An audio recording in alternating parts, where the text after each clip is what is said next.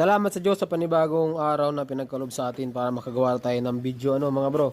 So ngayon araw mayroon pong dinala dito sa atin na Mio Sporty Yamaha. So ito mga bro ay na-stock ng taon. So di ko alam kung ilang taon pero sabi na may-ari na-stock siya ng 1 taon. 2 taon, 3 taon, di ko alam. Kita nyo naman ebidensya oh. Kita nyo ebidensya? Yan, putik na yung airbox natin. Pati yung carb niyan sigurado, putik na.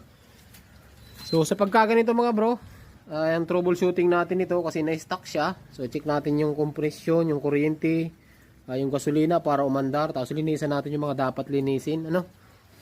Dapat linisin. Linisin na natin. Yan.